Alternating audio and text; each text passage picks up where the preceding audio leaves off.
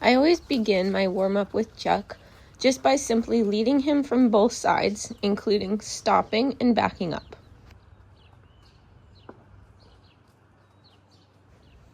Here he stopped really nicely with my feet, and now I ask him to back up just by rhythmically bumping backwards on the lead rope. And as soon as he gives me a nice step back, I'm going to release and give him a pet. One of the most important things I've found with Chuck is not to hold constant pressure, because he's really used to just being pushed and pulled around. And when you do that with him, he will go into a mode of arguing and fighting and pushing and pulling back.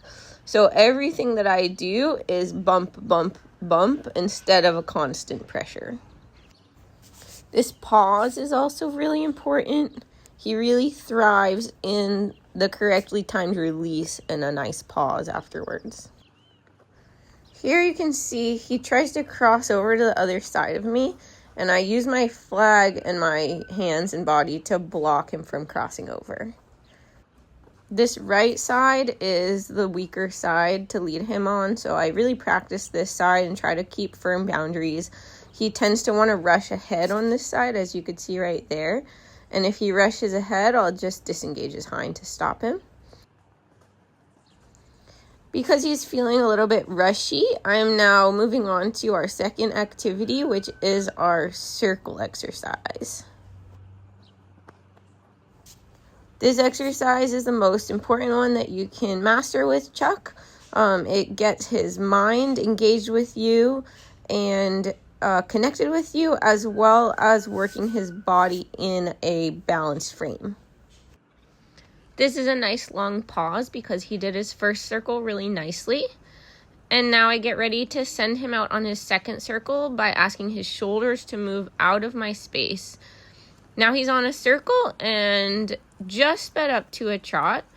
And so I'm going to step into his hips and walk that hind end around his front end until he's back to a walk and bending and connected with me. When I stop my feet, he should stop his, and he did. This one's an example of a pretty nice circle. He doesn't rush. He steps nicely around with his hind end when I ask him to disengage. He stops his feet when I stop his. He does crowd me a little bit at the end, but I'll just back him up. This is a nice moment of connection, and part of why I really emphasize pausing when he does something right. When I started working with him, he rarely even looked at me. He wanted to look away. And so anytime that he looks at you to connect, I reward that pause, pet him, and kind of soak in that moment. Here we're back to our circle exercise, and he's pretty rushy for a lot of it. And so you can just kind of watch how I work through his rushing. I really push his hind end around, looking for him to take large steps with his hind end and small steps with his front end. I don't want him to just pivot around a front foot. I want him to stay balanced. So big steps with the hind, small steps with the front.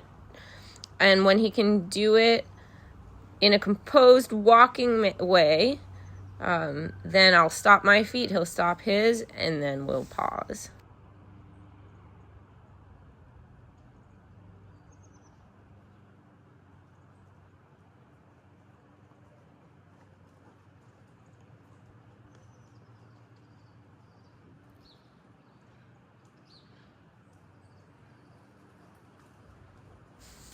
If he's rushing a lot, I keep my circles pretty short. Like, I don't even do a full circle around myself before I ask him to disengage his hind end and change directions.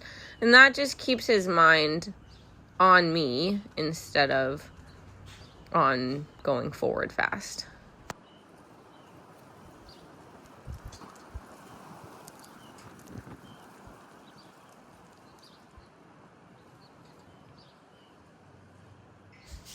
I also do a modification of this exercise using the fence. So I'll send him just in a U shape between me and the fence, and when he gets to the other side of me, disengage his hind end. This helps keep his circle really short, keeping his focus on me the whole time.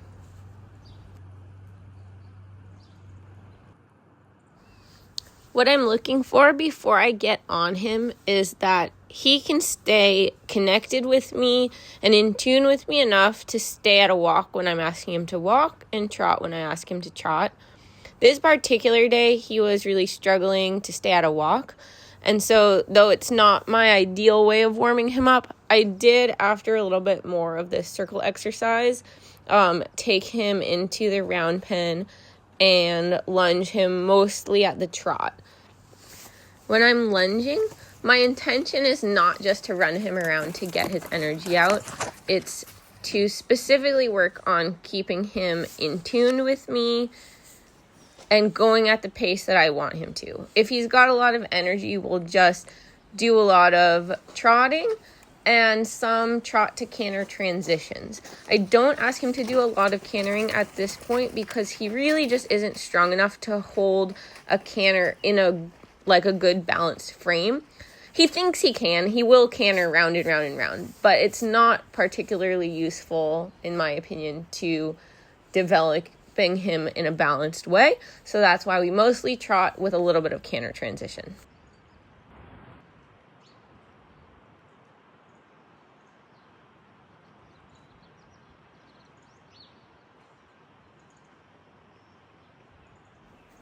He's always been a really good boy for mounting, and I try to make this a really peaceful experience for him, where I'll take my time to get on, I tie up my McCarty,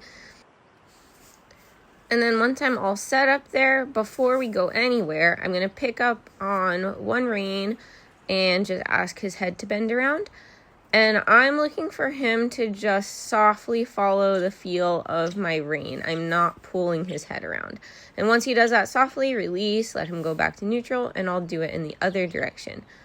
It really, in an adorable way, seems to blow Chuck's mind when you release after he does something softly. He usually breaks into a series of yawns after this, and I'll just let him yawn however many times he is going to. And then once we go side to side, I will pick up on two reins and just gently ask for him to flex at the pole. And again, he'll do it nice and softly, and then he'll yawn a bunch of times.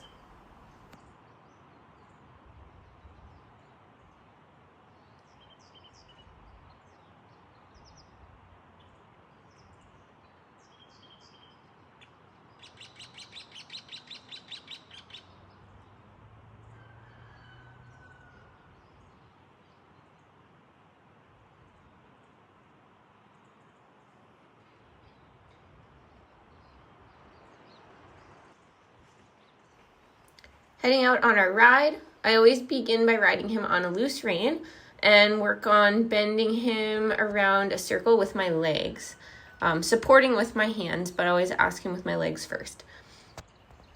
I'll incorporate obstacles into this because it just seems to keep him focused to have something to go around or over.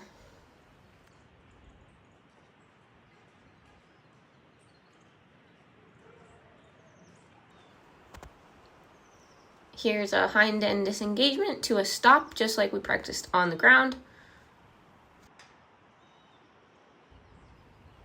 And here it is in the other direction as well. Keep in mind, I'm not asking him to trot. This is that rushiness of him, but he will disengage his hind really nicely if you just start to feel him accelerate, push his hind around, and he'll come right to a stop.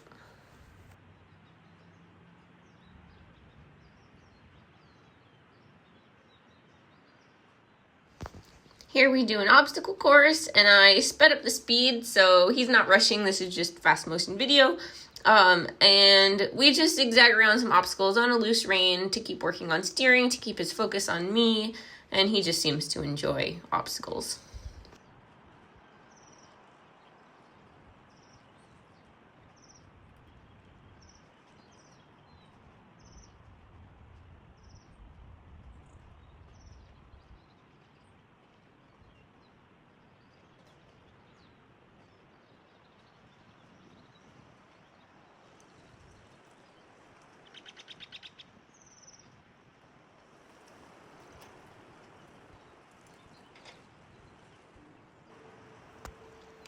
Once he's going nicely on a loose rein, I'm going to again remind him that when I pick up on 2 reins, he needs to flex at the pole, and then I'll ask him for a backup.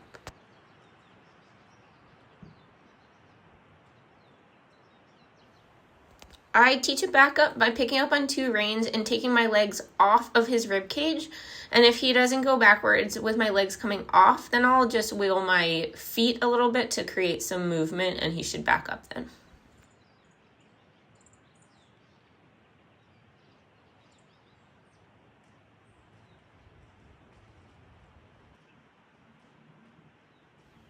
Now I will work on riding him with a soft feel or contact on the reins, and ask him to stop and back up periodically.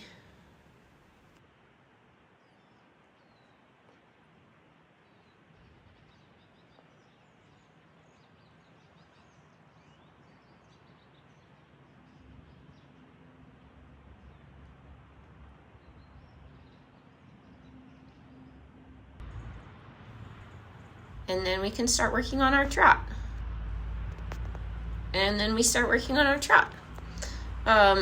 I do pretty short stints of trot. I find that when he's balanced and centered, he can't hold a trot for super long. If he's just kind of flailing around going forward, he can trot, but it's not very balanced. So I try to keep him balanced, add a little bit of a soft feel as we're trotting.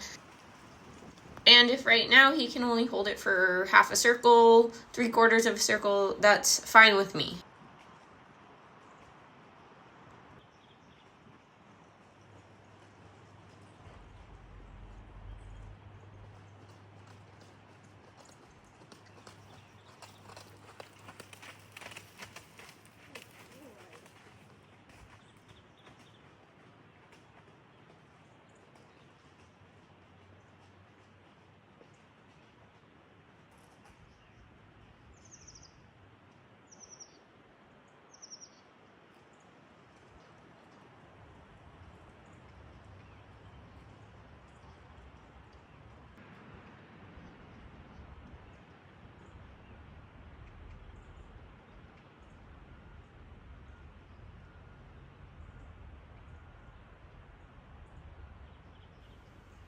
And that's about all I've got for Chuck. I hope you guys enjoy him. I think Chuck is a really cool horse. I think he has so much potential. Just give him grace and quick forgiveness, because he's kind of old and crunchy. But hold your boundaries, and he'll give you so much back when you just seek to connect with him and hear what he's trying to communicate.